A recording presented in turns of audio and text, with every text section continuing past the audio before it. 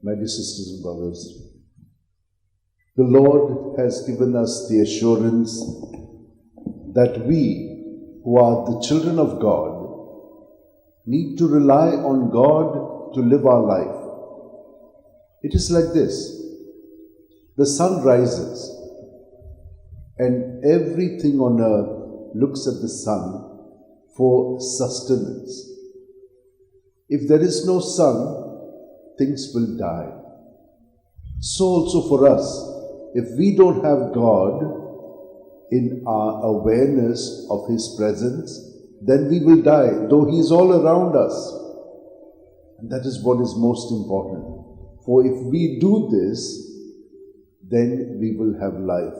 He will give us living water and we will not thirst again. What is the meaning of that? Life is not all that easy, not because God has not made it easy, but because there's also evil in this world. And evil very often will take hold of us and will destroy the peace, the joy and the enthusiasm. We will be enthusiastic for things which are not of God, and these will destroy us further.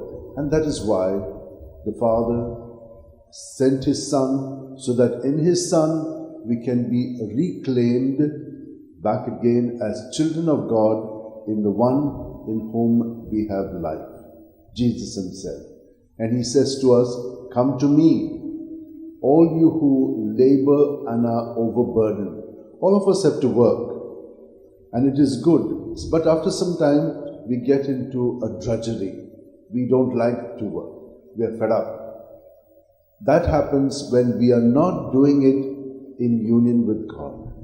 Because God is always giving us newness in our doing, and we enjoy that life-giving waters in our thoughts, our feelings and our ways. There's nothing that is permanent. It's always in movement. All the philosophers have said that. You cannot step into the river twice. Everything changes the next moment. So also in life. But we can be fixated and we are not able to move ahead. We keep ourselves internally closed.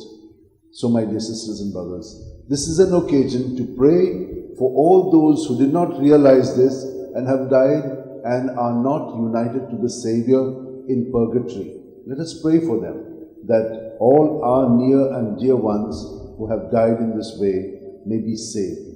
We know how in our families we grumble, we fight, we are against each other. This should not happen. We are all children of the same family and we are doing like this. This is not really right.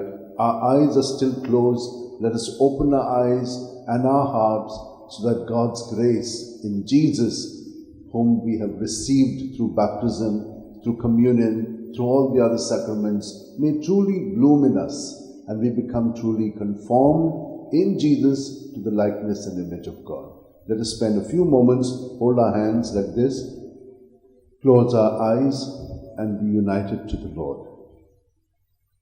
It is possible at every breath. At every breath, He is alive in us. He keeps us living in Him. So such is the intimacy.